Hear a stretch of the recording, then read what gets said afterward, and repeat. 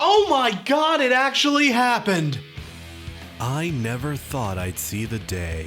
After Tool sat out pretty much the entirety of the iTunes era of music, I just figured we'd never see Tool go digital. But as of last Friday, Tool's music, or at least most of it, is finally on streaming services. So if you have Spotify, Apple Music, Amazon,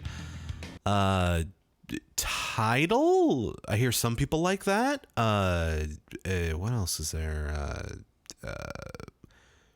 Deezer. If you can stream music, you can now be exposed to the glorious well of heavy, trippy, and crazy that is Tool.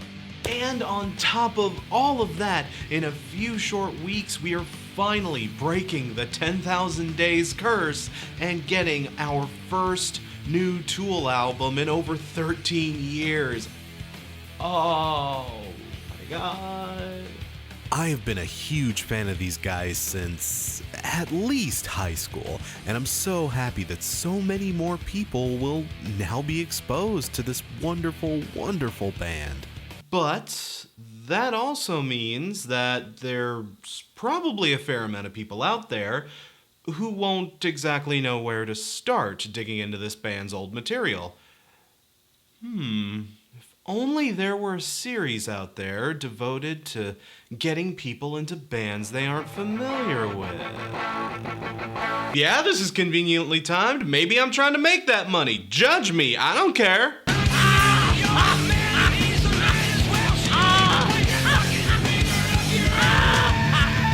Guys, legit though, I love this group and I'd be happy to lend a hand with your Tool perusing. That sounds way dirtier than I intended it to be. But yeah, for those of you who would like to know how to get into Tool, I'll be more than happy to toss my 2 cents in there for whatever it may be worth, if you think it'll help, for sure. And hopefully this won't take an hour and a half, because Tool doesn't have nearly the discography size of all the other how to get intos I've done. Huh?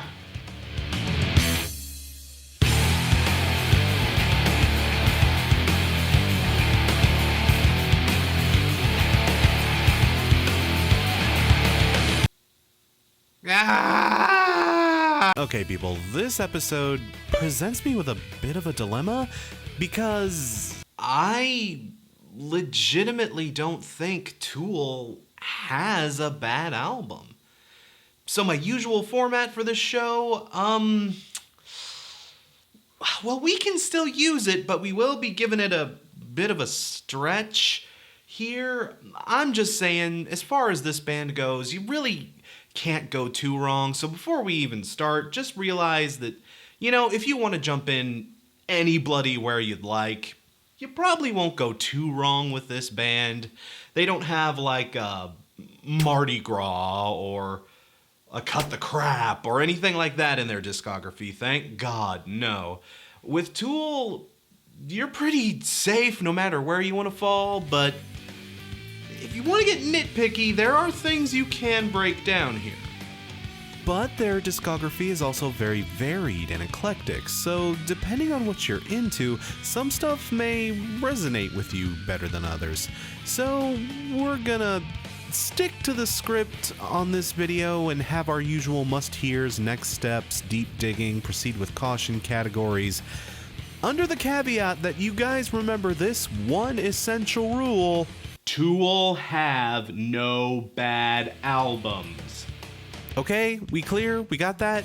Even if something ends up in the lower categories here, it still basically gets a recommendation, so, don't go crying to me if something gets a 9 out of 10 instead of a 10 out of 10. Tool are not The Legend of Zelda. Do not treat them like that. Okay, so let's get this video started properly with... Again, like I said earlier, I don't think Tool has a bad album. There aren't many places you could jump in with this band and not find something you like. But if I absolutely had to pick the most essential Tool albums, I would say it would be 1996's Anima, whatever, and 2001's Lateralis. these are the two most essential Tool albums. These are the two that everyone should hear at some point in their lives. Let's start with Lateralis, given that this is probably the incarnation of the band most people would be immediately familiar with. Prior to this album, Tool, well, they were still crazy eccentric.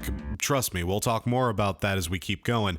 But with this album, they went from, just being super quirky and super edgy to something full-blown mind-melting. Prior to Lateralis, even with Tool's trademark quirkiness, it was still fairly easy to categorize them as a metal band.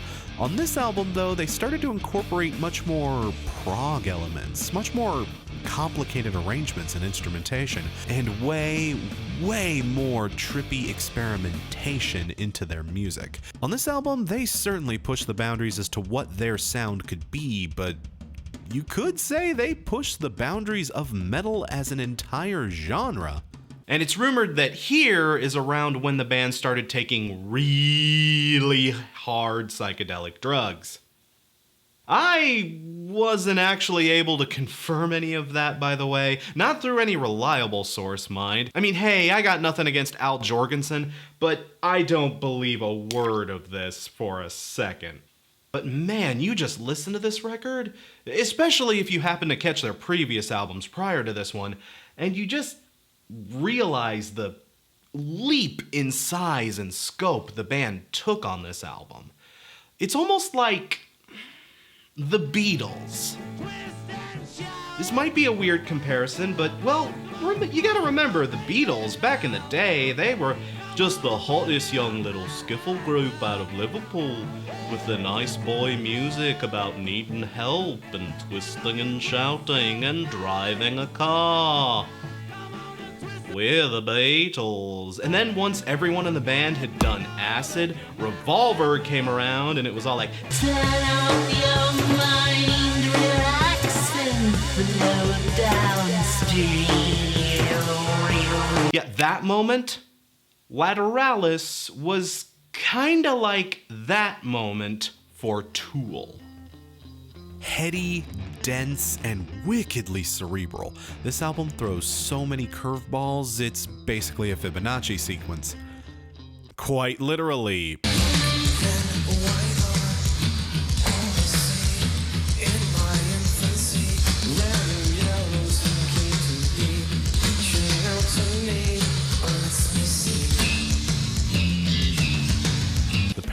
Parabola Suite is about transcendentalism and spiritual enlightenment. Schism is a screed on communication breakdown, and it uses different time signatures the way Tyrone Bigham used red balls. It has tracks like The Grudge and Ticks and Leeches that are just non-stop pounding metal as fuck assaults on your cranium, and it ends on a great big old staticky interlude called Faep Dioia, an Enochian word meaning voice of God, and, well, they're extra-dimensional beings that an earlier precursor of the space program made contact with. Aliens. People, there are just so many wonderful details about this album that I could talk about it all day and barely scratch the surface. You people should know by now. I can talk all day if I have to. So I'll just say this. This is a record that has so many psychedelic and difficult concepts to wrap your head around for certain, but at no time does the album ever feel difficult. It's good on so many layers, and the further you break it down, the better this album becomes. But even if you don't, even if you never do, the initial topsoil here is just so fertile you could grow a damn forest in it. It's just an all-time classic metal and progressive album, no matter how you want to listen to it. It's mind-altering, head-warping, brain-destroying bliss. And even all 79 minutes of this aren't as galaxy-brained as Pitchfork's fucking review of it. Okay, I'm done. I'm done harping on that. I'm done, I promise. It's just an album you need to hear to believe, almost. It's an absolute classic in its own right. It was easily one of the best albums to come out of 2000s metal. If you want to get into metal or prog or any kind of heavier genre, I would say this is mandatory listening. This was a watershed moment for the band, and a watershed moment perhaps for the entire genre. This might be my favorite Tool album, but it's kind of hard to decide personally because the album that precedes this one, Anima, that one's really, really damn good too, if just for different reasons. Like, it's almost not even fair to compare these albums to one another, even though they're from the same artist and they're basically right next to each other on the timeline. They practically sound like they're from different bands. Anima is the band's highest selling album to date, and man, you listen to this record and you see exactly why. While not as gray matter exploding as their follow-up, it's still an insanely good piece of mid-90s metal. Fuck, you could easily argue it's the best metal album of the mid-90s. And God knows a lot of goofy shit was happening in metal in the mid-90s.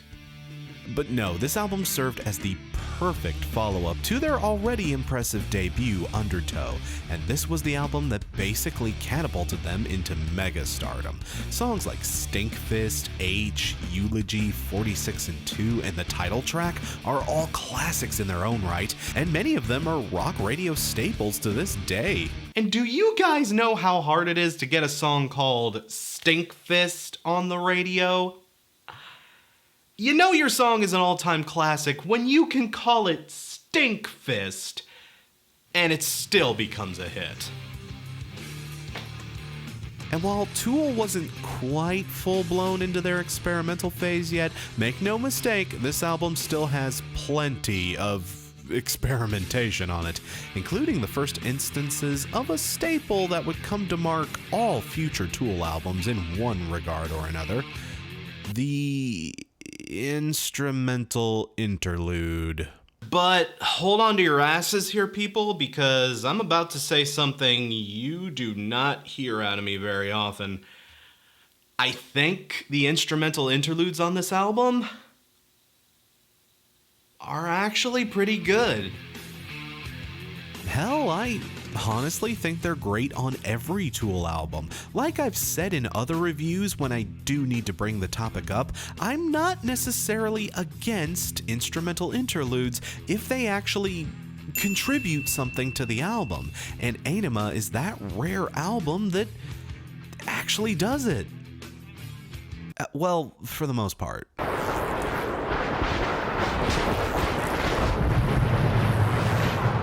Useful Idiot is a lovely little bit of that trademark style Tool trolling. The people who bought the vinyl edition of this album,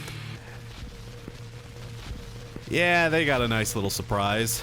A Message to Harry Manback is an exquisitely blissful little piano number that is just so elegant and beautiful and lovely, all set to the tune of 1 of 3 Americans dying out of cancer, you know? Asshole.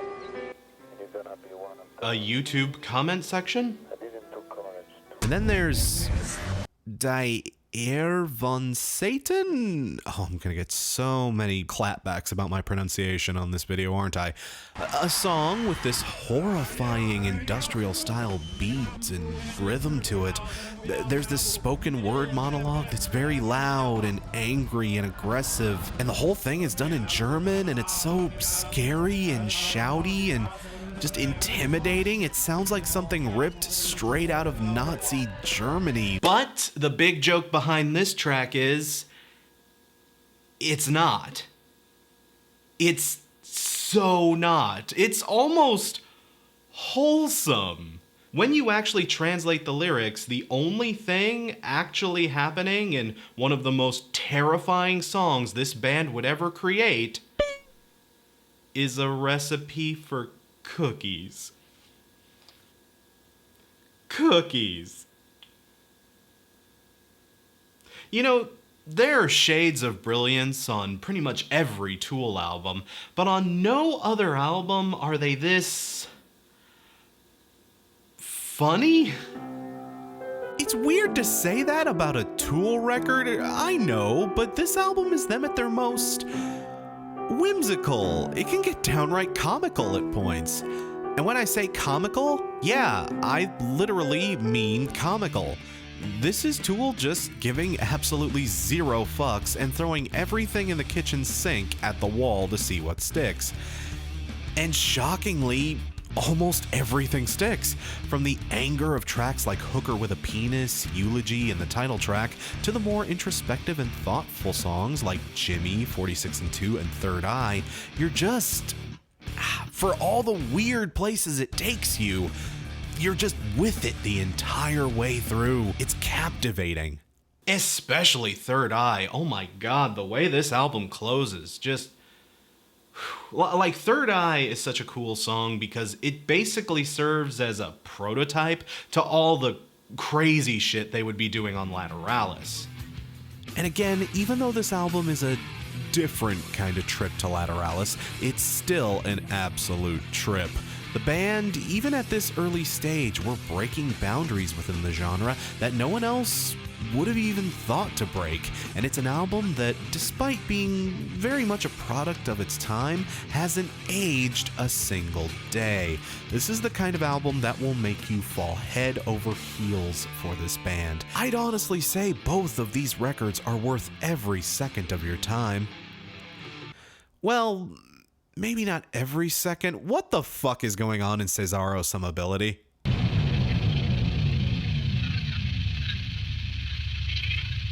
But those are just my top 2 picks, and let's keep trucking along to see what other weird, strange, and magical things this band has to reveal to us. And remember, as we keep moving along this list, don't forget, there are no bad Tool albums. Alright? Moving on. Like I said, in my opinion, Tool has no bad albums, but there's definitely a kind of sweet spot in their discography. I'd say that falls around Anima and Lateralis, but just because their first full-length album and their most recent, For now. release don't necessarily fall into that specific sweet spot, it doesn't at all mean these albums aren't sweet in their own ways. Take 10,000 Days, the 2006 follow-up to Lateralis. That was Tool expanding even farther into their psychedelic and brain-splattering style of playing. Songs like Zombie, The Pot, and Vicarious are absolutely searing and menacing with their bombastic riffs and stunning instrumentation. But really, this album shines in a bit of a different way to the others. Whereas Lateralis was the band at their most heady and cerebral, and Anima was the band at their most goofy and playful, this album is the band at their most emotional and sincere. The major theme behind this record is human nature, and songs like The Pot, Vicarious, and Writin' 2 are scathing indictments of human hypocrisy and the evils embedded in all of us. The Blame Hoffman Suite is this bizarre story of a drug trip gone existentially nightmarish outside of Area 51. That seems like the worst place to have a drug trip, I'm just saying. And the Wings from Marie Suite. You know, people, for all the goofiness and edginess and trolliness that Tool can sometimes be accused of, when they do decide they want to bring it home,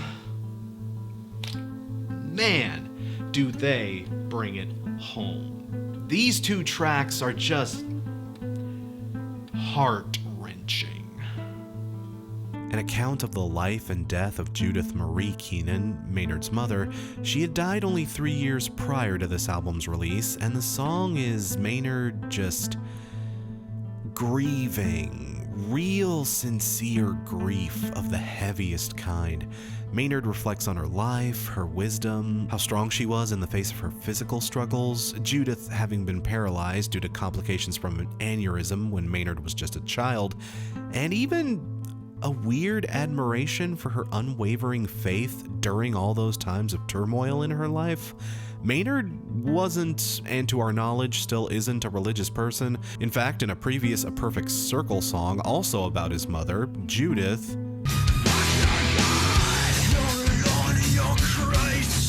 yeah, you can tell this guy, he ain't religious.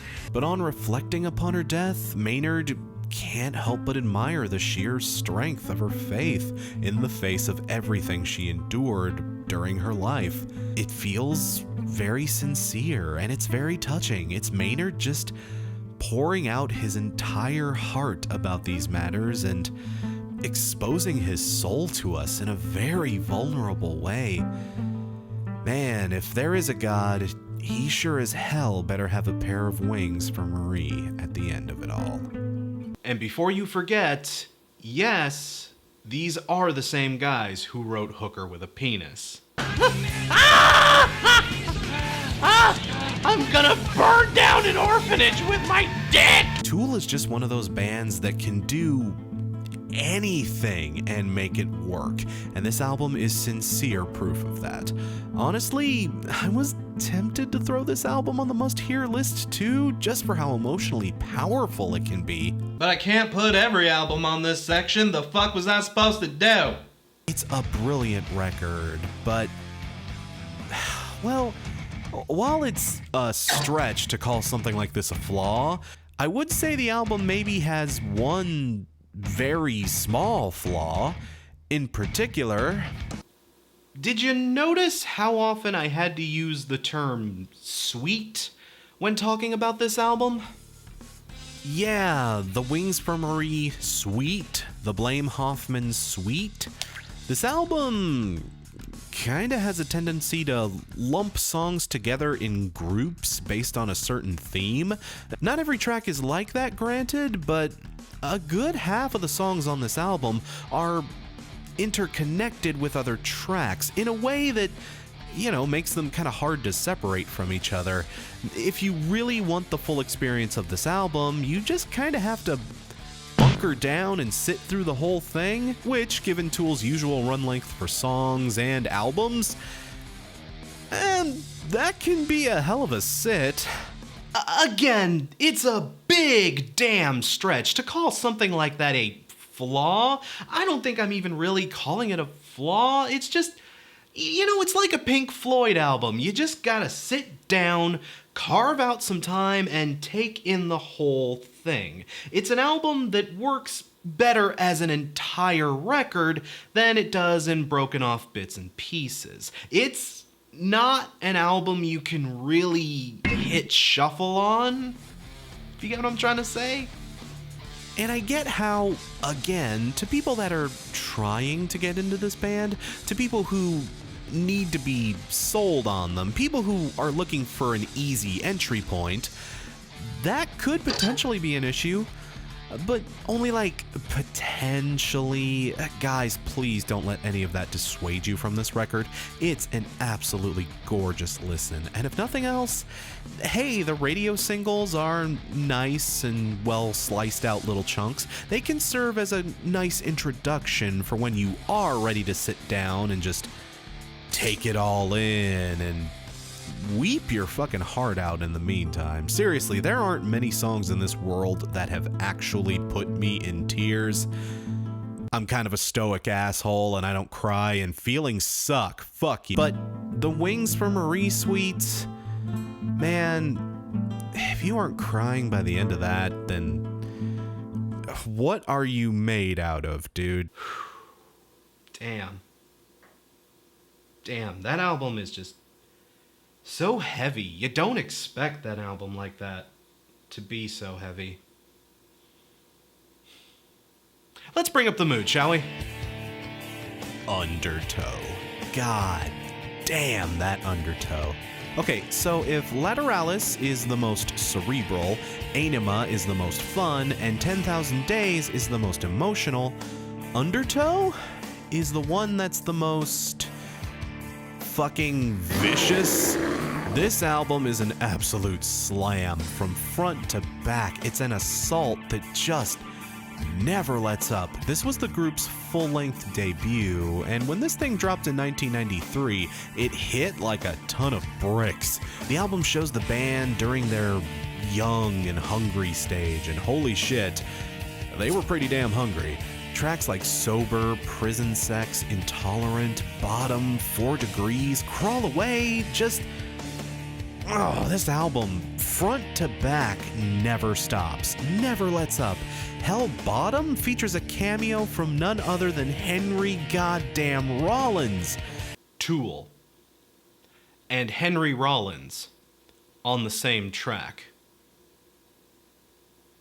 I am one with the universe. This album is loud, intense, and downright scary in moments. I mean, this was also the album that introduced us to guitarist Adam Jones's animated nightmare style of music video, and... well, guys, I'm sorry, I don't really have time to get into Tool's videography. Look, if I did, we'd be here for even longer, but I will say, look up Tool's videos for sure, but do it, at your own discretion. Don't get me wrong, they are beautiful pieces of art and cinema, but, well...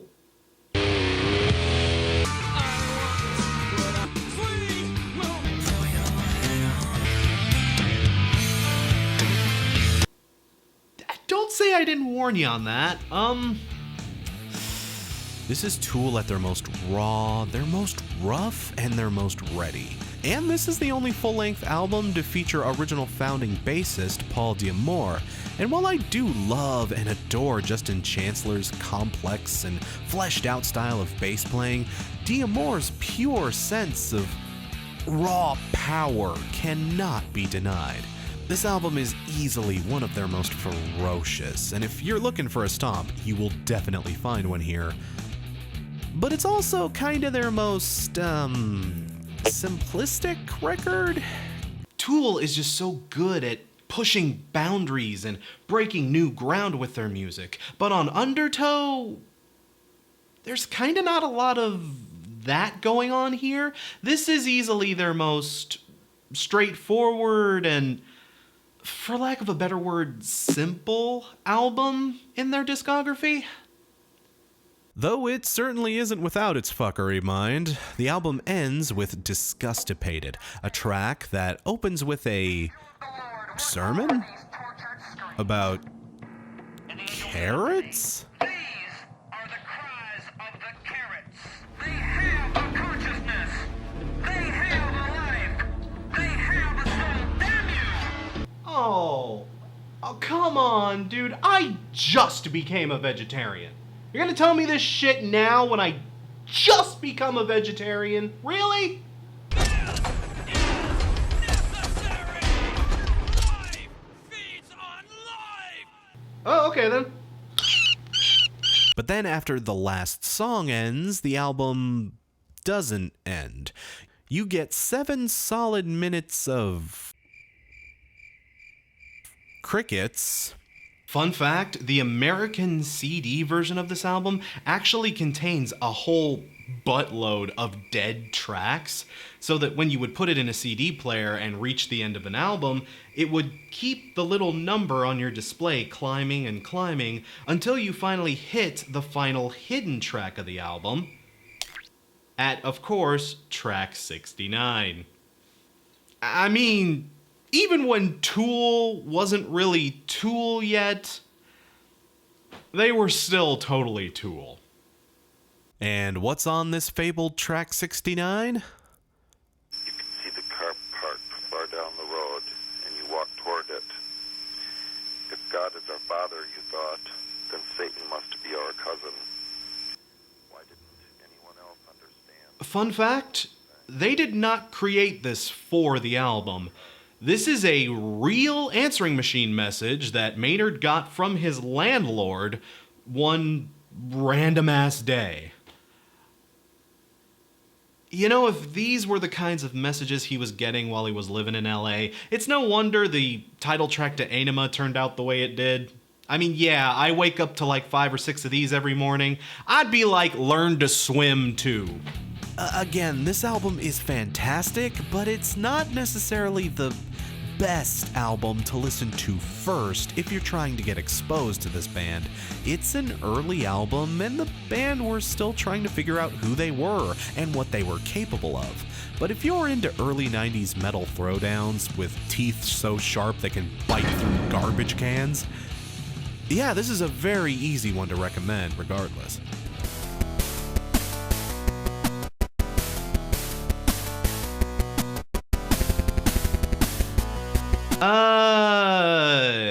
Yeah, Opiate's not bad. Remember what I said about Undertow being intense and vicious? Well, amp that up by like tenfold and you have Opiate. This was their debut EP, and man, after getting signed, you could tell these guys had a lot to prove.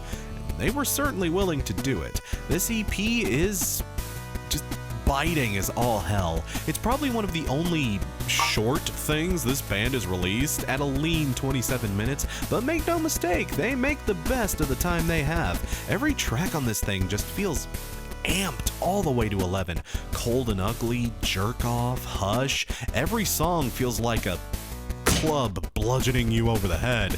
For better and for worse. See, this record does have all of those early Tool characteristics just dialed all the way up, but it also has all of early Tool's trademark flaws also dialed all the way up too, so it's kind of a give and take situation with this EP. Remember how I mentioned Undertow wasn't quite as nuanced or complex as a lot of their later albums?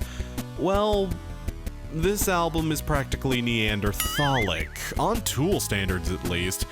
Extremely simplistic grooves, melodies, and song constructions here.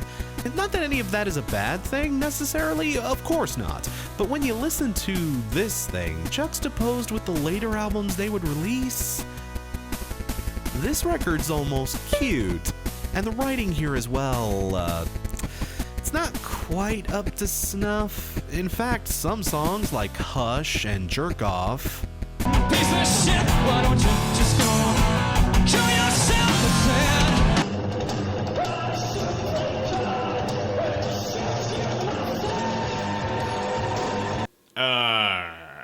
Have not aged well. Granted, in Hush's case, context is important. The song is an anti-censorship tune, and you gotta remember, the PMRC had only just gotten done with their bullshit, and the Senate hearings on violence in video games was just around the corner. This kind of censorship was a thing that people were talking about. Jerk Off, though.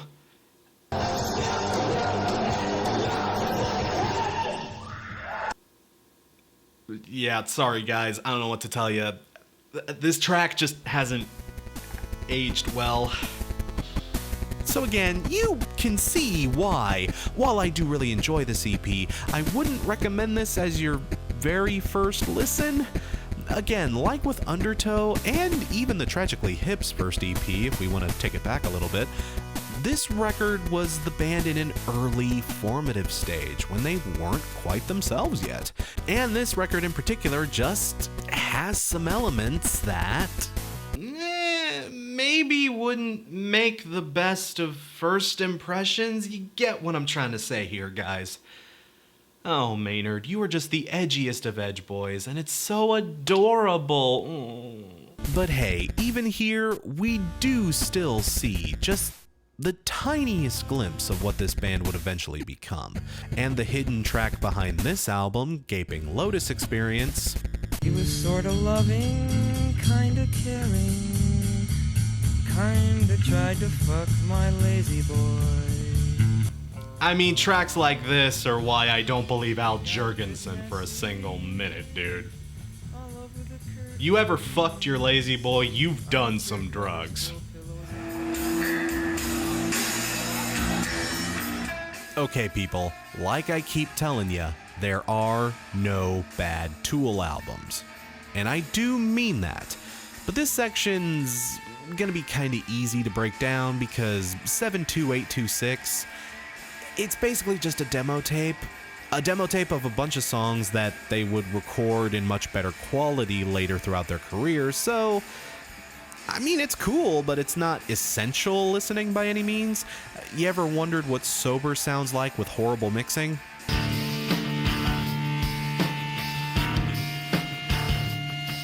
There you go. Outside of pure curiosity, you don't need to hear this thing. And Salival, while I wouldn't say it's bad, it is one of the most inessential parts of their catalog. I don't know, normally I wouldn't even include something like this on a How to Get Into video because Salival is not even a proper album. It's a collection of B-sides, live cuts, and outtakes, a compilation of odds and ends that had been collected before the Lateralis days.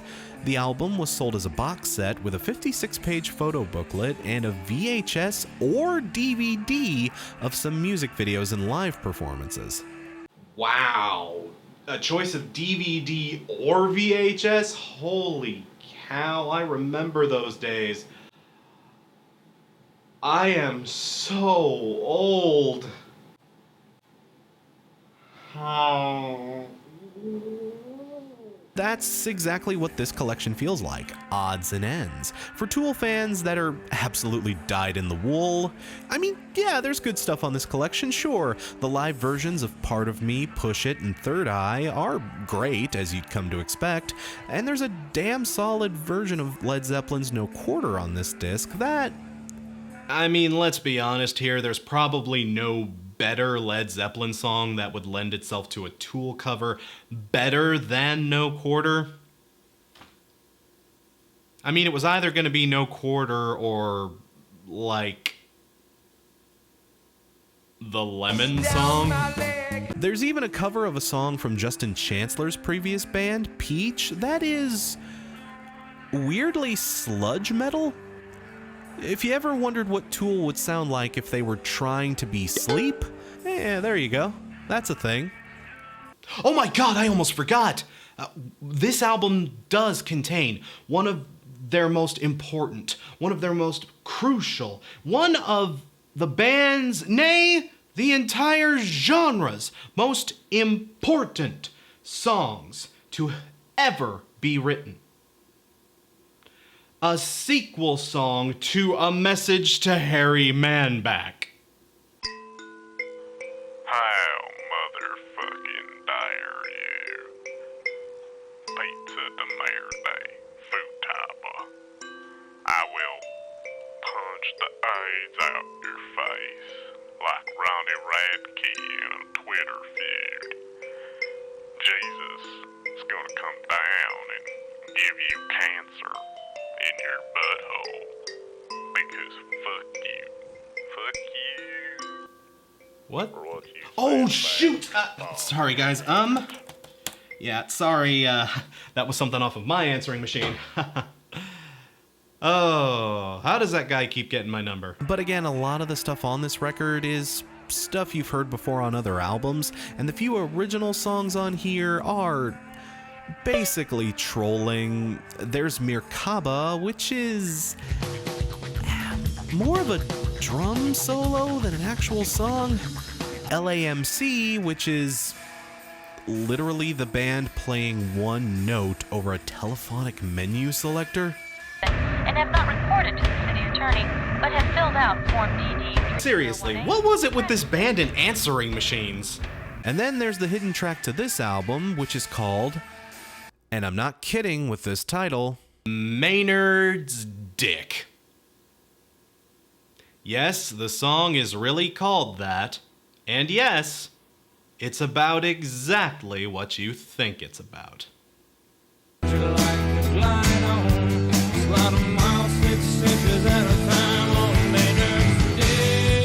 But But yeah, again, I wouldn't say either of these are bad, but they certainly aren't essential by any means. And as the years go on, they become harder and harder to track down too, so let's be honest, unless you're a really, really big Tool fan, you don't have to go too far out of your way to hear these. They're inessential. I can completely understand why these two were left out of the big streaming releases. And that pretty much covers it. Guys, thanks again for tuning in, thanks for watching, and remember, there are no right or wrong ways to listen to this band. Leave your suggestions in the comments below. I'm sure you probably have a different idea of what album makes for the best starting point, and you know, like I say, there are no bad Tool albums, so hey, it's all good. Jump in wherever you like. I'm sure you won't be hurting too bad no matter what you dig up. But guys, thanks again for watching, and I will catch you all for the next Tool album. Holy shit, I still can't get over it. That's a thing that's actually happening! Super special thanks to Kyle Aram, Mo Madison, and Brandon Baronfeld.